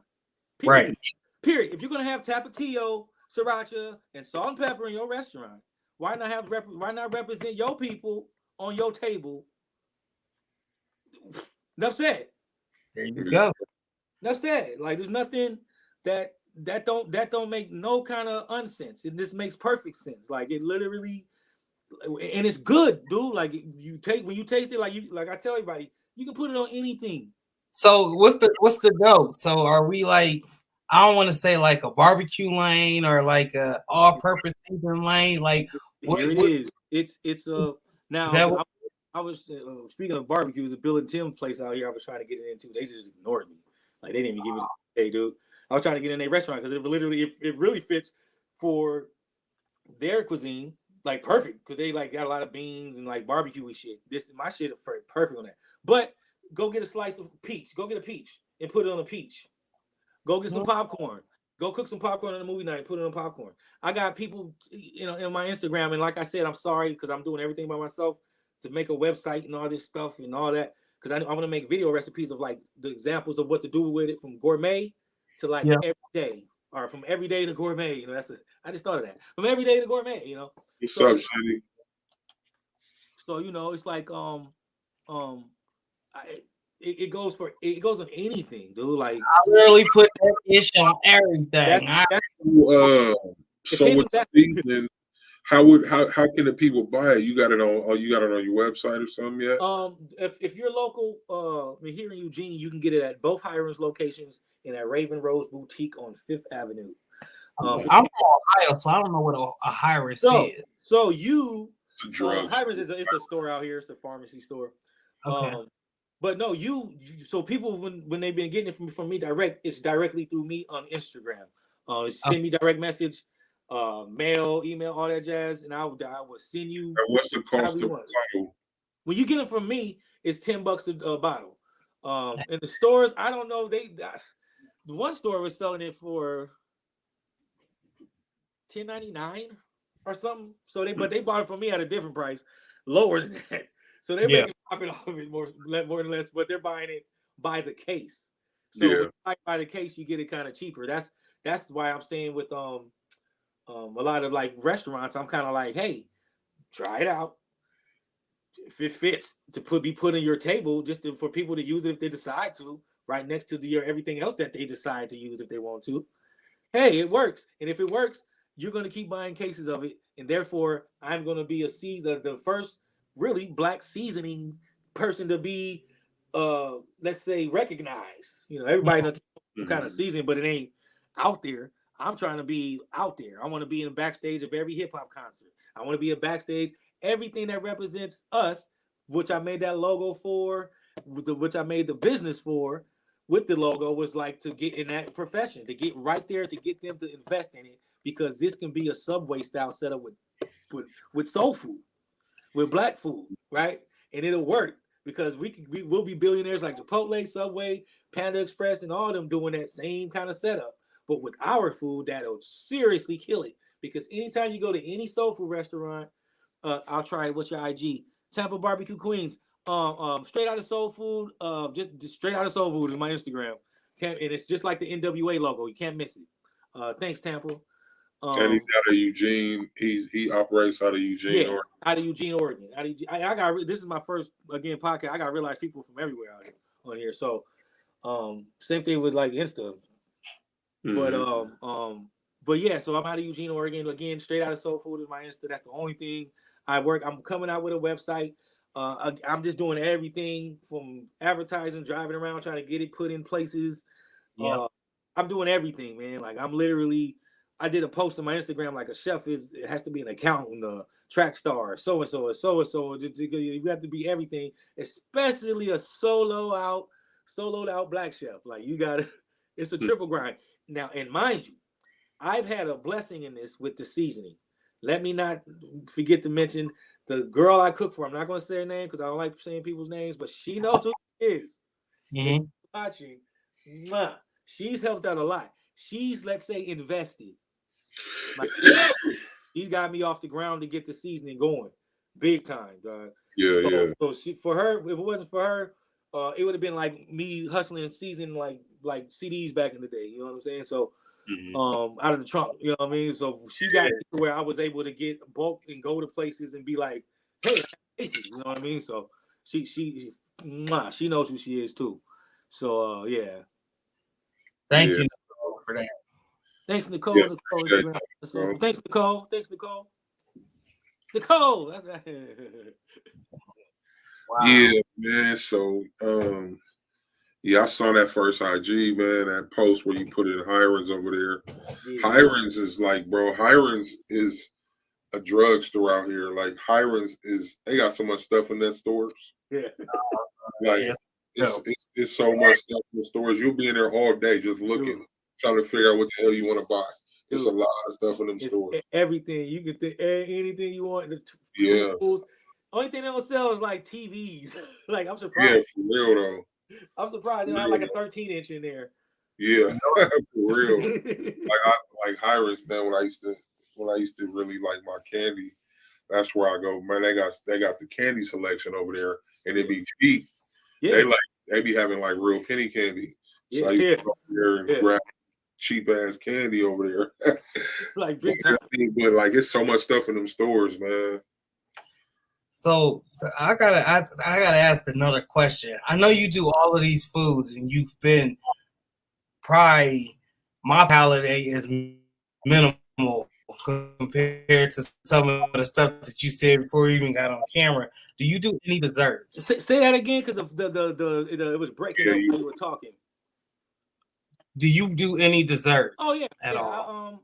I do now. In culinary school, you go through all the classes. I knew I wasn't going to be a pastry chef, So if like I can make you a cake, and it'll be a nice looking cake. Okay. Ask me to make you like a wedding cake? No. Uh, um, but yeah, No. making like your tiramisu, creme brulees, basic desserts. Oh yeah, I can make anything when it comes to that. But ask me to like, am I a pastry chef? Hell no. They're scientists, because you can't go backwards in that. If you mess up in pastry, in baking, you're done. Like, you got to start all over. Yeah. You can fix cooking. You know what I mean? From scraping off burnt pieces. You can do stuff. You know what I'm saying? Yeah. Like, Yeah. So, do you have any type of specialty desserts that you offer? Took it right up. That's the specialty desserts. I've had stuff. When I did my brother had 2 art galleries in California, and I used to do his art shows, because at art shows you always get cheese and crackers. It was always boring in art shows. Cheese and crackers, wine. Cheese, crackers, and wine. So I was like, hell, I'm gonna do a bunch of these fancy little hors d'oeuvres. So like I would do like straight up like mini creme brulee spoons, and Asian spoons so hard to make, because you make creme brulee in big ramekins and shit, but I make them in Asian glass spoons, and you gotta cook water. So you gotta balance that water. Yeah, I would make like 100 of those with like spun sugar on top. So that's like hard cotton candy sugar, crazy shit. Mm-hmm. So it's stuff like that. I can make specialty desserts, but I'll be like, ooh, I'm gonna make a tiramisu creme brulee. The tiramisu's gonna be on top of the creme brulee. I do shit like that. But like a specialty dessert, no, I'm not like a baker just to have like a. My mouth over here watering. I want to eat some of this. Oh man, I can make you, like, if you say I like Chop. I love that show Chop. That's like my favorite show now, because it's like the realest one, because you just got to it. So like yeah, because it's like I can make you anything you want. You know what I mean? What's up, squad? What's up, Sonia? Sonia, how have you said? I'm sorry if I'm saying it wrong. So Educated Natural said, be careful of using Straight Outta. Oh, dude, no. That's legal. That's why everybody's able to use it on t-shirts. NWA let that be done, even with their logo being used. They let that be done years ago, to where people can make t-shirts with it. That was another thing. Is like, I'm gonna get them. I'm gonna make a bunch of money. They're gonna see my shit, and they're gonna have to come out the woodworks and be like, everybody's gonna ask them, dog, y'all got something to do with this cube? Hey, you got something to do? No, some niggas from Eugene, Oregon. So, that's really intelligent to think that way. Like tease them on out. You got to come on out and see what this. I mean, like, because even so, like, Cube's having a concert in Sacramento in February, so I'm trying to get backstage, and because I'm trying to get back there to him, be like, look, dog, here, eat that. You like it? My Instagram, because I hit him up. I've been hitting him up since I opened. You know what I'm saying? It's like, what is this? You got a PO? What did you say? I'm sorry. Somebody would send me a message. Ship him a bottle of it. Oh, dude, I know he got a public. I've hit his IG up, direct to, because I know somebody's running his Instagram. They just never hit me up, because they get a million, people asking them for shit, and they see them. They see their logo all the time on a t-shirt. Who is this little, But again, I have to force their hand by making it successful, which I'm about to do, and you have to come out the woodwork, because when you start getting asked by people and you ain't got nothing to do with something that you made and it's able to be used, you better touch it. Like, why not? Yeah, right. Like, why not? So, wow, this interview has flew by. I just looked at my time. So, y'all that just now joined or came in, we have been speaking with Chef Tye here, and he told us the whole story of like his journey as far as cooking goes, from cooking out of a house to only being able to sell a certain amount of meals, to now running a successful brand as far as the Straight Outta Soulfood seasoning goes. And I mean, I'm gonna need a part 2 and a part 3. Like I said, I didn't answer half of your questions because I branched off into something else. But it's good. Well worth it though, because it's gems, and for those that's aspiring to be or want to be in that position that you are in, the segues that you led off to, it all made sense, and it came back to it. So it always works out. with the organic conversation. Yeah, man. I mean, I'm a realist, man. Like in especially in this culinary game, because you don't see us in it too much. So even at Le Cordon Bleu, dude, out of 1,000 students, there was only 30 black people, and by the end, there was only me and my man Hank. And then I ended up getting in a car accident. 2 out of the 30. Only 2 out of the 30. Only 2 out of the 30 stayed, man. So because you get ridiculed, they don't work with you, they don't help you out as eat. Like they'll help themselves out. Like, oh, let me help you. But us, it's just like, oh, I already told you, especially the French cats. So it's like you have to really work through culinary school. It ain't easy. It ain't like you just go to class. You got to really work it and be on point and show them that you can cook. Like I seen a dude cut off his finger in culinary school because he was not a black dude, but this one Italian guy. He was a little Italian guy. We had this final. We had to chop up parsley, dude, and he didn't keep his seat. Keep your seat. You have to keep your seat. You won't cut yourself. You know what I mean? And he went over. He kept that with that hand flat, dude. That hand went flat. Tip of his finger went off. Yeah. Tampa says. Oh, go ahead. I was just reading the comment. Tampa says, "Chef, respect. She will be in touch." Hey, thanks, Tampa, man. I appreciate you because, like I said, I want this on tables. Because if Mexicans, that the same races, the same racial, and again, how much time you got? I'm gonna go about 2 minutes. 2 minutes. So, this one thing about when it comes to races, that when they say races, look up the definition of racism. Google it. Racism is a people who feels more entitled than another. So black folks should never be racist because we've always been shitted on. And what it is we're upset, you're angry, you're mad. But racism is never there, even when we like, we call them out their names. You know what I'm saying? Like we get called out our names and we get called like a derogatory. We call them stuff that like the term cracker, right? That's because they cracked the whip. Slave, they cracked the whip. That's why the slaves used to call them cracker because they cracked that whip. Yeah. Honkies came from back in the day, and this is true, Harlem. Back in Harlem, when they would go to the brown side of town to go get some brown sugar, the cats would bung, bung, bung, bung, bung. And the prostitutes would be like, oh, they come honkies, you know what I'm saying? Wow. So their racial names ain't even really like derogatory or like hurtful. It's more like, we just calling you what y'all did. Yeah.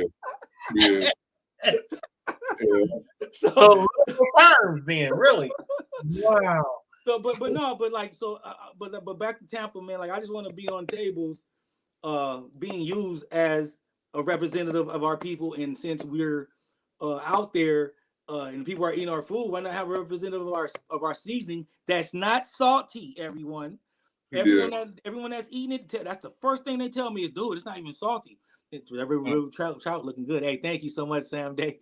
But no, it's not salty at all. If anything, I call it a flavor enhancer. I would have said straight out of soul food enhancer, it just didn't sound right. So I said straight out of soul food seasoning, and I tell people, I explain it as an enhancer. And as we progress with the logo and putting more stuff and wording and all that, as we grow bigger and able to put more wording, love it, getting knowledge all around. Right on, Shiny. Yeah, that's she a good singer. I need to hear some more of your music too. And I know your name. It's Cheek. I used to always call her Shandy. She's like, you the only one that can call me that. Oh, I'm gonna call you Cheek. It's Cheek. Hey, Cheek. Give me some Cheek, girl. But yeah. I used to always like Shandy Creek. So but yeah, I mean, that's the goal, man. It's literally just I'm looking at getting on the first table. It's a restaurant Riverside, got like, I'm sorry, in Upland, California, I want to say, in Not Your Mama's Kitchen. They're huge. They're huge out there. Soul food joint. And it's funny because the food on their menus, it looks like mine. It's the macaroni and cheese. It's the chicken. Like, it's just, I'm like, right on.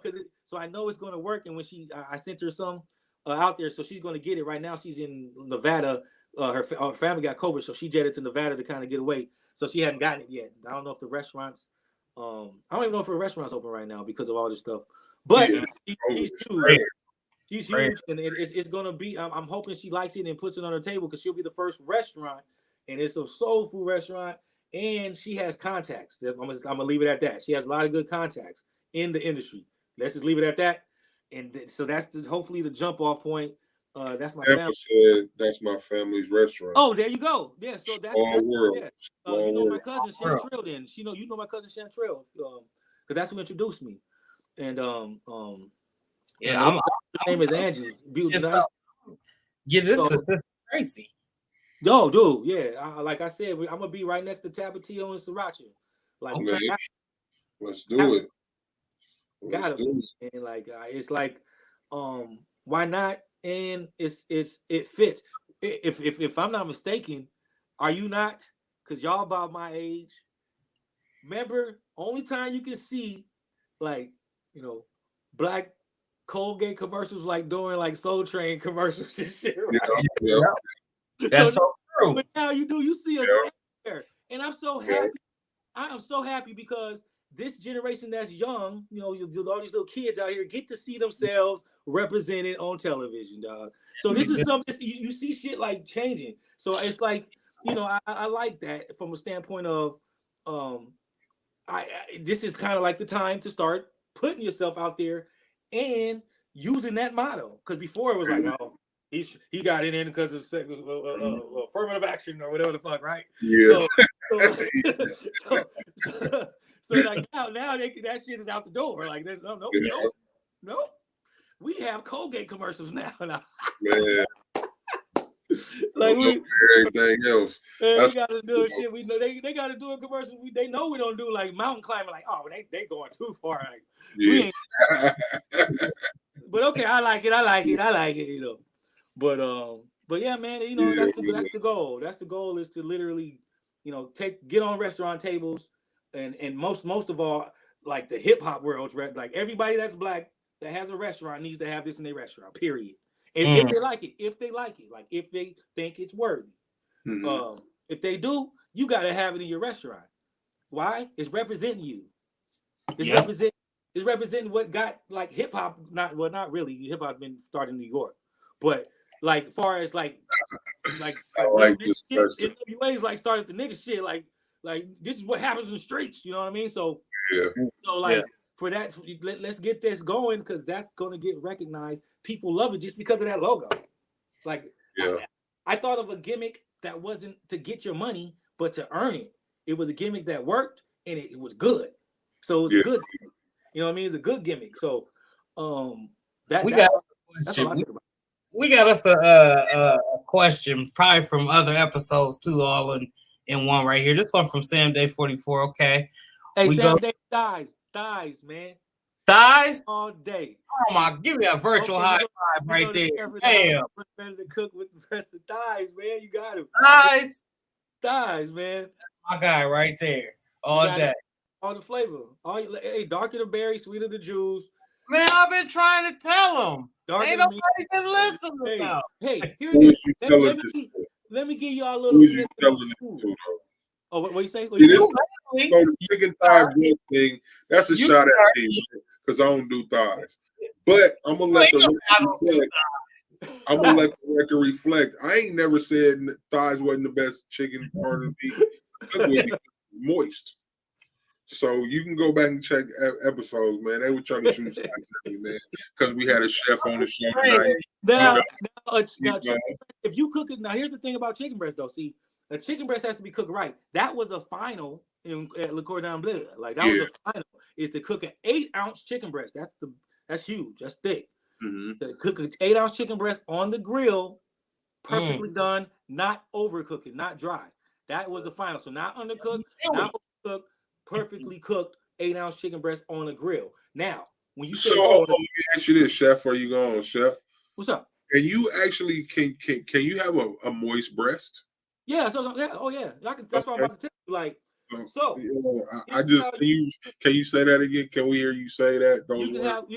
Can we hear you say the word? You a chef. Moist breasts are the best breasts. Man, I'm just thank you for confirming that. I don't like to. Hey, look, good answer. Dry breasts stay chewy. They chewy. They can be chewy. Very chewy. That's why I but I got beat over the big piece of chicken. So that's my story. Don't get to it. That's why thighs all the time. Hey, check that out. Check that comment out, Ty. I have connections at ATL and the rappers' restaurants, after hour clubs too. Chefs I can link you with on IG. Tampa, With Tampa, your that's what I'm saying, Tampa, and like when like you ain't like I wish if you look at like my story, you see how sincere I am. Like I can tear up now. I'm literally serious about doing this for us. Like we need to be represented. We've been represented. Like everybody's been doing our shit.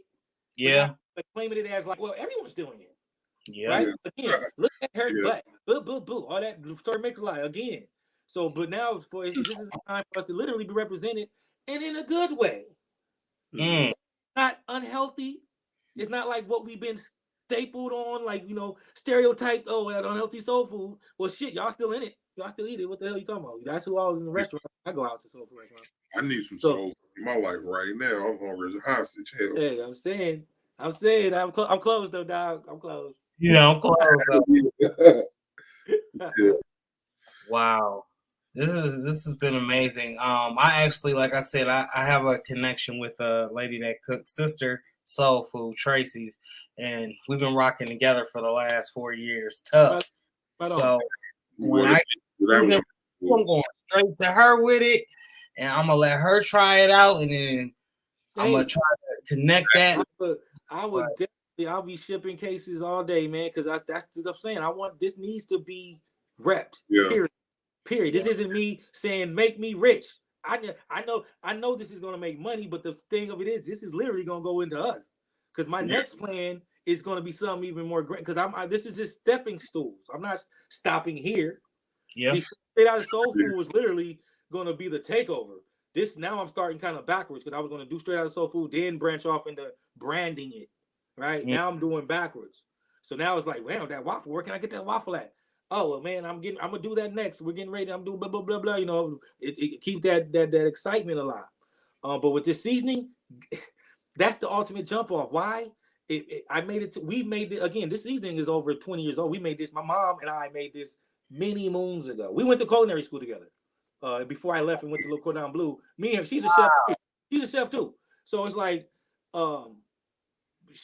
we made this years ago. We made this seasoning years ago. We've been seasoning our chicken with our seasoning for years. So we did this because we just knew it would be good, and like we didn't. We used it for Straight Outta Soul Food because we knew it would be good, I should say. And then once we knew how good it was, when people were saying, "Man, what is that you use?" I was like, "Man, we can brand this." And this is why we were doing Straight Outta Soul Food. I was like, "Okay, cool. I'm gonna brand this once we open."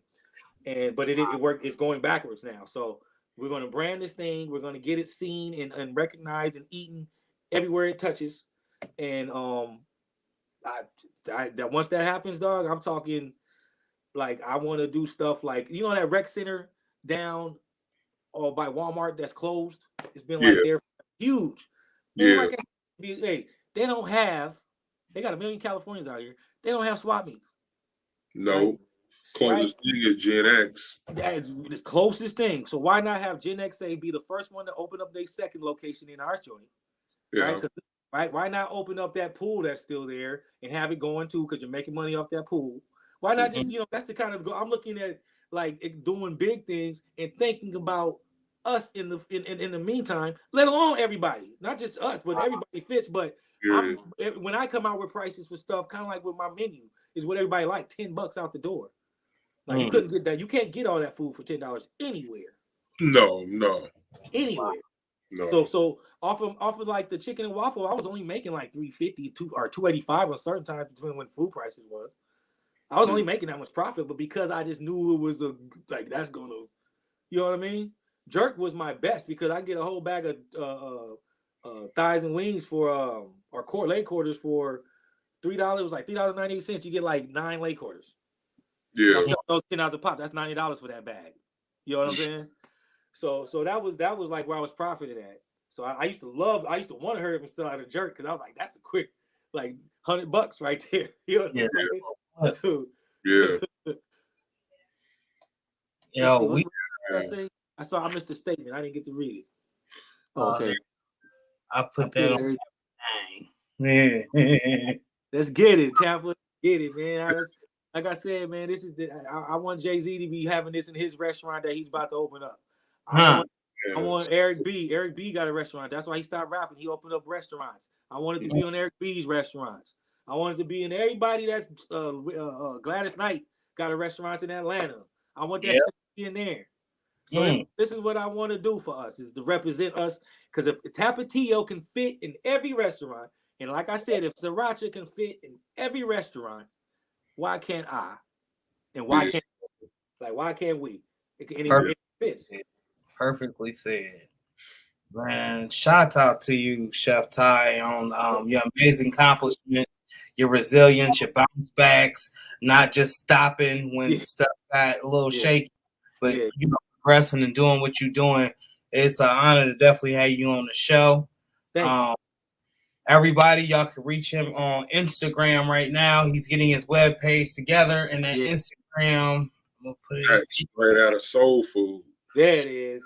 Soulfood. That's it. Just like the name, everything's SOS. It's an emergency. SOS. Like I thought of that name just for that too, because we were selling out. So it's like it's an emergency. You gotta hurry up and get it before they sell out. Like all that fits into the branding of this company.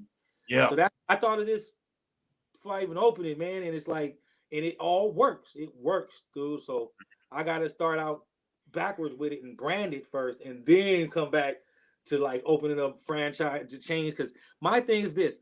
If I can get this I want to franchise this myself. The restaurant was gonna get it'll still get done, but not here. And if it does, somebody's gonna have to do it because I'm not gonna work with these people anymore.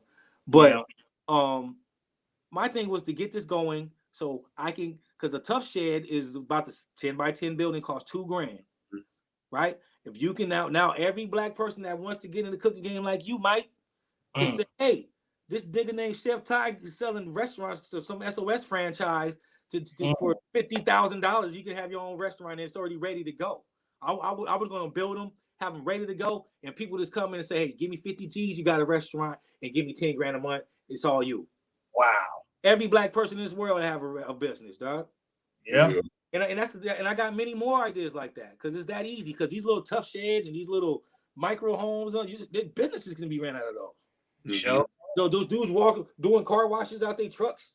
You be stationary and have a spot to do car washes at your truck, and you got a spot. So I mean, it's all kind of ways to make money, homie. And you do it with the smallest ideas. You go grand. When you go grand, you go off of what somebody else already did, and you think you can do it too. You know what I'm saying? So it's like, you know, and my last little thing I'm gonna say before I keep y'all too long is look, you can never tell yourself no. Period. That's it. Wow. You can never tell yourself no. So the moment you stop is the moment you tell yourself, fuck it, I'm a failure. Yep. You learn from failure, yo. Failure is a learning tool. Trust me. Very, very, very powerful learning tool. Oh man, it's one of the biggest, man. So yeah, you know, just don't tell yourself no. You got something you really want to do, don't tell yourself no. Because people gonna tell you no all the fucking time. Be ready for that. Be ready. Get it ready. Be ready. When you got something grand. When you got something that'll make them money. Like, you know what I mean? Millionaires that I done went to this with that I know personally. That would tip me when I would cook for them. I would get $1,000 tips from them. Wow. Right? Yeah, man. And they wouldn't invest in me though. Because they're just like, oh, they always want to see a business plan. Okay, all right, my people out there listening with skin. If they tell you, whenever somebody tell you to make a business plan, they're just telling you that, especially if they're another race, you know what I mean? They're telling you that, asking you to see if you just know how to do one. It's kind of like when they ask you for a business card. I've handed out, I swear to God, in my career, I've ordered, because I've ordered over 20,000 cards, because I would order them 5,000 at a time. Yeah. And I've handed out all those cards. You know how many callbacks I've gotten back in 25 or 15 years of cooking professionally? Like 5 cards, dog. They just want to know if you got one, because that's professional looking, right? They can look professional all day and be trusted. We do something that's like, let me see your business card. Yeah, it can. Yeah. Let me see you got a business plan? Can you do a business plan? You know what I'm saying? So like when you get asked that, for one, know how to do one, but I'm gonna tell you this: business plans ain't worth shit. It's like this: all the business plan is a hypothesis in science.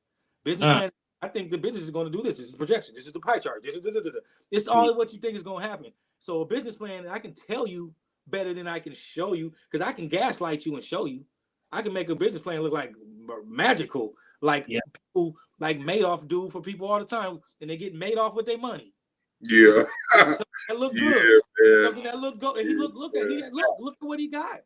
And 100 they years. get fooled. So, but know how to do that shit, but you don't have to do it to be successful. Same way with going to culinary school.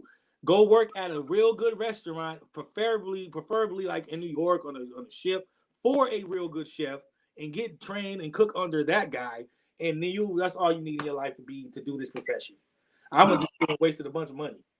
So you know, it's easy. Cooking is easy. It's one of the easiest things to do, especially as us, and do it yourself and make money with it. You can do something. It's kind of like cutting hair. Learn how to cut white people's hair too. If you black cutting hair, cut white people's hair. Cut Mexican people. Learn how to cut everybody's hair. That's more money. Yeah, man. Clientele. That's it. Don't limit yourself to just like one category. You know what I'm saying? That's why I catered bar mitzvahs. They hired a black dude to do their bar mitzvah, the Jewish way. You know what I'm saying? So because it's like, oh, okay, this guy knows what he's talking about. You know, they would pose questions to me and I answer them. And like, well, he knows what that is. You know, so it's funny. You just know your craft to the T. Know it, because they especially being black, you got to know your shit, because they don't really expect you to know. Yeah. Especially it's something that they see themselves doing all the time. Clear like that. Like they see themselves on TV all the time. I could imagine how it is for white people now to see like all these black people, the older white generation. I'm talking about older white folks that are like, what the hell? So like, you know, because that's all they've ever seen was them. So to see all these different us's on TV, yeah, I noticed it from the beginning of 2021. I was just like, wait a minute, was that a Petco commercial with like an afro in it? Yeah. And mixing us in. This is the time of the change, though, and this is right here, y'all. This is it. This is it, man. So this is like the time to get your shit in gear and grind, because people will support you, especially if it's good. Especially if it's good. Have your shit in order. My people, be on time. They always claim that BPT. Every party I've ever private chef for these people, they've always been late. That BPT shit was another thing projected on us. We always been on time. Hence, if we weren't on time, we got cracked. Right? Yeah. So as better be on time with this. We know time. We late with ourselves, but for the most part, we know time. We keep our jobs, so we always on time. Yeah, so, like, you know, but yeah, stuff. Just, you know, it's a lot talking to me, man. It's a lot talking to me. Well, because it's so much. It's so much like stuff. I can go deeper with a lot of things that changed with my career cooking too. But that's a whole different topic. Look, that's why I said we're gonna need a part 2 and a part 3. Yeah, but definitely. Look, y'all head on over to Straight Outta Soulfood seasoning and or it's Straight Outta Soulfood on Instagram. Yeah. Hit up my man Tye and get y'all some seasoning today. Yeah, man. Before we get out of here, we got the ISS show coming up this week, or the Impression show in Cali, Long Beach. My brother and I will be there, and we want to see y'all there. If y'all here, man, come say hi. Right on. Right on, man. Right on. I'm gonna run this ad right quick, and then we're gonna come back and do a rapid fire with you and call it a night. All right, no doubt. Visit Vinyl Supply Unlimited today. VinylSupplyUnlimited.com has so much to offer. First of all, Jason's a Caesar authorized dealer. That means he carries all the flavors, all the patterns, all the puffs that you need for your vinyl needs. Not only does he carry vinyl, he also carries adhesive decal vinyl and additional supplies for your everyday crafting needs. Are you in need of some glitter? Well, he got that. You don't have to look no further. Are you in need of classes? Maybe some training over some of the products that you use? Look no further. This man also carries his own line of glitter, the ultra fine, the chunky iridescent. Squad Creatives 10 at the checkout. He also carries alcohol inks, a plethora of flavors, over 50 I do believe, to where you can mix and match and make it your own, very custom. Then if you're in need of molds, this man also carries molds, the gingerbread mold, cross molds, whatever it is that you need for your crafting needs. Visit Vinyl Supply Unlimited today. Use the code Squad Creatives 10 at checkout for 10% off of your entire purchase. That's vinylsupplyunlimited.com. The jack of all trades. So I'm back. What's up? we back. What's rapid fire? What's Rapid fire, man. I'm gonna ask you 5 quick questions. You know, you just answer without thought, and real simple. So, first question is chicken or turkey? Turkey. More protein in turkey than chicken, but they pump chicken out. We're gonna talk about that. We'll talk about that. That's all camera time. Just because we hear Nike or Reebok. Oh man, what era? You talking about right now? Yeah. Well, you gotta give it to Nike. I mean, right now. Yeah. Right now. Back in the day, Reeboks was killing them, though. You know what I'm saying? But anyway. Restaurant chain or small intimate space? Small intimate place, man. One of my favorite cooking show to this day is a show they don't air no more. It came on years ago. It's called America's Kitchens. And they would go, you know what I'm talking about? It was on PBS, and they would just go into, and it was a narrator just narrating some chef in his kitchen cooking some bomb shit. That's the best food show to this day. They need to come back out like that before they made all this reality shit. Trout or salmon? Ooh. Oh man, salmon, healthier for you, more flavor, but I eat both. Wow. Air fryer. More omega than salmon, more fatty because they got, you know, they live in colder water, so they have more fat. Air fryer or real fry? Grease fry. All right, so break down grease frying. Grease frying is not unhealthy. And when you fry food, people, it's not like, don't act like the grease just goes all into the food and it's all in the chicken. No, it's literally when your grease is at the right temperature and you stick your food in, it's searing that outside. Therefore, your inside is moist. So food isn't greasy unless you cook it at the wrong temperature and you don't let the chicken have to cook up and absorb flour, you know, all that bullshit. So so chicken are fried done right over air. Right on. So that concludes the rapid fire for you this week. Chef Tye, appreciate you, brother. Every time we meet up, man, it's always a good conversation. Definitely, yeah. Oh yeah, the off-cam conversations is better, people.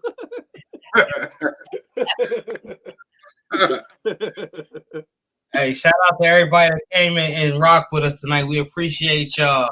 Hold on, I gotta ask this question. Sam had a good question for you. What's up? If you had one meal to prepare with your seasons to impress your investors, what meal would it be and why? All right, that's kind of an easy one, really. I do the chicken and waffle. Why?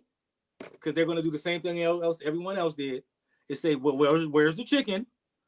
So they're gonna be blown away by that. Yeah. The seasoning we use that we put on the chicken in our chicken tenders was the seasoning that we use, is the same seasoning we use that we put on the chicken tenders that we put inside the waffle. So you still taste all that in the waffle. It's not like you don't taste it or it disappears with syrup. It's a big part of that whole thing. You can't make that chicken and waffle without that seasoning and it being that. So so yeah, I totally do that. But now let me just throw an answer just so I can let them know I'm a chef. If I had to do an actual dish to impress them that wasn't nothing related to that I already know about, I do a probably like a blackened halibut with my spice. So what I do is, and this is one of the things I was going to use as a video recipe, is make a blackening spice. A lot of people make blackening spices and think it's supposed to just be black, and you just put all your hard, I call them hard seasonings, like your paprikas, stuff that gets bitter when you cook it. Yeah. No. What I do is I tell people use about a half a bottle of my seasoning and a half a cup of brown sugar You got the perfect blackening spice to blacken anything you want. Ooh, okay. So you know that's like what I would do. You got it, Connie. You are welcome, my dear. So but yeah, that's what I do. I do the blackening because I show them what else you can do with it. It ain't just a enhancer. You can also make a whole different thing with it. Make a blackening. One more time the way you said it. What's that? Say that dish one more time the way you said it, so they know that you're the chef. Hey, here it is. Here, I'll give you one. A blackened halibut with cognac compound butter. Y'all hear my stomach? I'm over here talking. I'm hungry as a Words. Compound butter. What's that? It's just butter with a bunch of shit in it. Man, with that being said, man, we go. Oh man. We go, man. Oh, the sound went out. The sound went out again. Hold on, let me.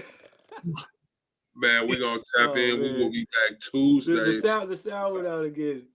Can you hear us this now? This is a check out. I need to be done anyway. I'm done. All right, right on, bro. Appreciate you, Chef Tye, man. Thank you for coming out, brother. It was a great interview. We will definitely do it again. As things progress with Straight Outta Soulfood. Yeah. And everybody in the crowd, we appreciate you. Appreciate y'all. All the good talk. Connect with him on Instagram, Straight Outta Soulfood on Instagram. Y'all tap in with him. We will be back Tuesday with Kiana Mumford and Keita Lashes. Keita Lashes. Yeah. Appreciate y'all. Y'all have a good evening. Hey, I'll check y'all out in a minute. Thank you for the interview, man. For sure. For sure.